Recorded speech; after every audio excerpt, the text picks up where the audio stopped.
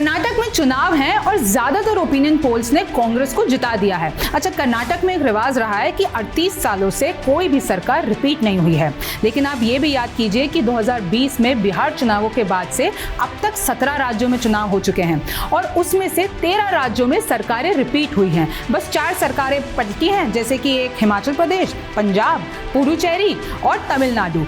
तो इस बार के कर्नाटक चुनाव के कौन से बड़े मुद्दे हैं?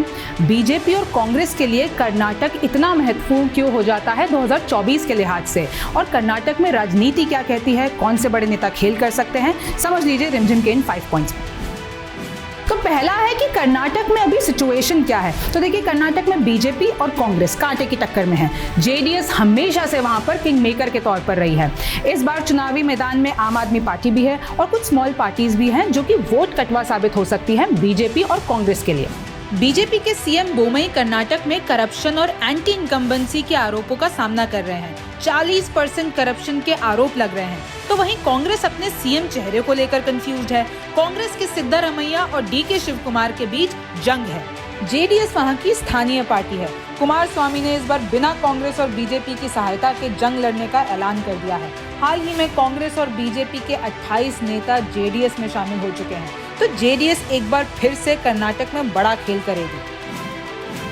दूसरा है कि कर्नाटक में अभी बड़े मुद्दे क्या हैं। अब देखिए, हम 4 मुद्दों के बारे में बात करते हैं। पहला मुद्दा है भ्रष्टाचार। तो बीजेपी की सरकार पर यह आरोप है कि अधिकारी और नेता कोई भी सरकारी काम करने से पहले 40% की रिश्वत मांगते हैं।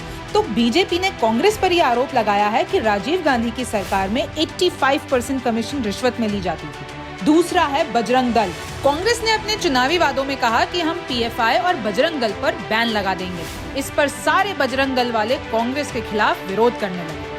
बीजेपी ने भी कर्नाटक में कांग्रेस के खिलाफ इस बात पर मोर्चा खोल दिया है। वो कह रही है कि पहले कांग्रेस भगवान राम के पीछे थी, राम सेतु को काल्पनिक बताती थी, और अब कांग्रेस हनुमान जी के खिलाफ हो गई है। तीसरा है आरक्षण। बीजेपी ने मुसलमानों का 4% आरक्षण हटा दिया तो मुस्लिम समुदाय भड़क गया। कांग्रेस भी हमलावर हो गई। बीजेपी ने एससीज और एसटीज का 2% आरक्षण बढ़ा दिया और इन सभी जातियों के आरक्षण को सब कैटेगरीज में बांट दिया। कर्नाटक के मुख्य समुदाय हैं लिंगायत और वोकलिंगास, उनका भी आरक्षण बीजेपी ने 2% बढ़ा दिया। अब कांग्रेस ये कह रही है कि सत्ता में आने के बाद वो मुस्लिमों का आरक्षण बेहाल करेगी, लिंगायत और वोकलिंगा समुदाय के आरक्षण को और बढ़ा देगी। आपको बता दें कि कर्नाटक में लिंगायत समुदाय की मेजॉरिटी है 16% और वोकलिंगा समुदाय की है 15%। कर्नाटक में 224 सीटें हैं, जिसमें से 36 सीट एससी के लिए रिजर्व है और 15 सीटें एसटी के लिए आरक्षित हैं। चौथा है महंगाई और बेरोजगारी।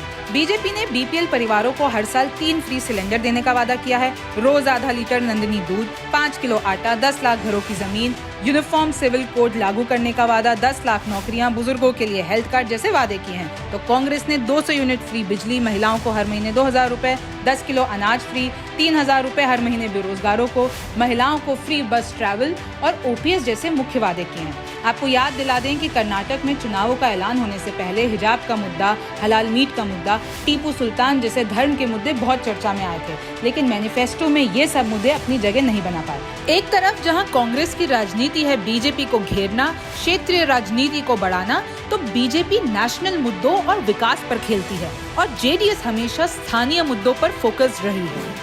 अब तीसरा है कि कर्नाटक बीजेपी और कांग्रेस के लिए इतना जरूरी क्यों है। अब देखिए, कर्नाटक को दक्षिण का दरवाजा कहा जाता है। अगर आपने वहां पर जीत हासिल कर दी तो बाकी के दक्षिण के लिए आपका रास्ता आसान हो जाता है। पहले बात करते हैं बीजेपी की। तो बीजेपी का हमेशा से ज्यादा दबदबा नॉर्थ के राज्यों में रहा है। कर्नाटक पर अब भी फतेह पाना बीजेपी के लिए एक बड़ी चुनौती है। बीजेपी की राजनीति नेशनल मुद्दों पर ज्यादा रहती है और साउथ में ज्यादा स्थानीय मुद्दे प्रबल रहते हैं। मोदी मैजिक ने बीजेपी को हमेशा ताकतवर बनाया है। नॉर्थ ईस्ट में बीजेपी को अच्छी जीत मिली। हिमाचल प्रदेश बीजेपी के हाथों से निकल गया और अब अगर कर्नाटक जीत लिया तो 2024 में बाकी साउथ के राज्यों में बीजेपी को बढ़त मिल सकती है। अब बात करते हैं कांग्रेस की। तो देश की सबसे बड़ी और पुरानी पार्टी कांग्रेस की अभी सिर्फ 3 राज्यों में सरकार है, राजस्थान, छत्तीसगढ़ और हिमाचल प्रदेश। अगर कर्नाटक में कांग्रेस जीत जाएगी तो इनके लिए एक नई उम्मीद जैसा होगा। बीजेपी के खिलाफ 2024 में विपक्षी मोर्चे को भी मजबूती मिलेगी। अभी हाल ही में कांग्रेस नॉर्थ ईस्ट में बुरी तरह हारी है। अभी कर्नाटक में राहुल, प्रियंका और सोनिया सब ने ताकत झोंक रखी है। राहुल गांधी पर 8 साल चुनाव ना लड़ पाने और जेल में जाने की तलवार लटक रही है। ऐसे में ये जीत बहुत जरूरी है। चौथा है कि इस बार कर्नाटक चुनाव में सबकी आंखें कौन से बड़े नेताओं पर हैं और कौन से बड़े नेता इस बार खेल कर सकते हैं।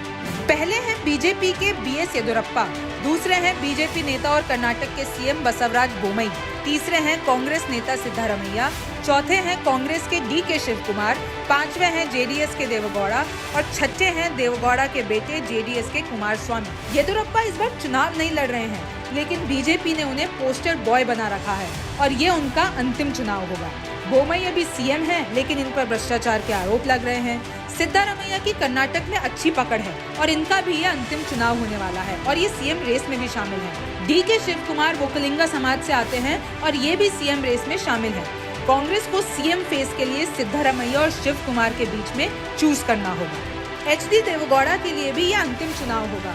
अगर कांग्रेस और बीजेपी में से किसी एक को बहुमत मिल जाता है तो जेडीएस अपना किंग मेकर होने का खिताब खो देगी, लेकिन इस बार जेडीएस ने यह साफ कह दिया है कि वो अकेले ही चुनाव लड़ेगी और खुद किंग बनेगी। कांग्रेस और बीजेपी में से किसी के भी साथ ये गठबंधन नहीं करेगी। देवेगौड़ा के बेटे और पूर्व सीएम कुमारस्वामी भी इस मिशन में जोरों शोरों से लग गए। पांचवा है कि कर्नाटक में राजनीति का इतिहास क्या है, पिछले चुनावों में क्या हुआ था, ये देखिए आप। आजादी के बाद से ही कर्नाटक पर कांग्रेस का राज रहा है। फिर हाल ही के सालों में इतने फेरबदल हुए हैं कि आप कंफ्यूज हो जाएंगे। पर एक बात मुख्य रूप से है कि 1983 के बाद से किसी भी पार्टी ने यहाँ पर सरकार रिपीट नहीं की है। 2018 चुनाव की बात करें तो बीजेपी सबसे बड़ी पार्टी बनी थी और येदियुरप्पा ने सीएम पद की शपथ ले ली थी, लेकिन पूर्ण बहुमत हासिल नहीं कर पाने की वजह से गवर्नर ने बीजेपी को 15 दिन का समय दिया कि आप अपनी मेजॉरिटी साबित कर दो, लेकिन ऐसा नहीं हो सका तो येदियुरप्पा को इस्तीफा देना पड़ा। येदियुरप्पा के इस्तीफे के बाद फिर जेडीएस और कांग्रेस की गठबंधन सरकार बन गई और कुमारस्वामी मुख्यमंत्री बन गए। लेकिन फिर शुरू हुई रिजॉर्ट पॉलिटिक्स और बीजेपी ने गठबंधन सरकार में सेंध लगाई और विधायकों के इस्तीफे दिलवा दिए और गठबंधन सरकार टूट गई। एक बार फिर येदियुरप्पा सीएम बने, लेकिन 2 ही साल में उन्होंने अपनी उम्र के चलते रिजाइन कर दिया और बोमई को सीएम बना दिया। ये हैं 2018 चुनाव के नतीजे। कुल सीटें हैं 224, बीजेपी के पास आई 104, कांग्रेस के पास आई 78 और जेडीएस के पास आई 37। अब देखिए कर्नाटक में 10 मई को चुनाव है और 13 मई को नतीजे आ जाएंगे। आपको क्या लगता है कि इस बार क्या हो सकता है, हमें कमेंट बॉक्स में बताइए। मैं हूं रिमझिम जेठानी, फिर मुलाकात होगी। नमस्कार, मैं हूं मानक गुप्ता।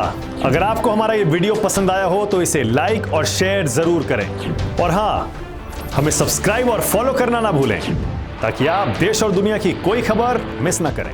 तो जुड़े रहिए हमारे साथ और देखते रहिए News 24।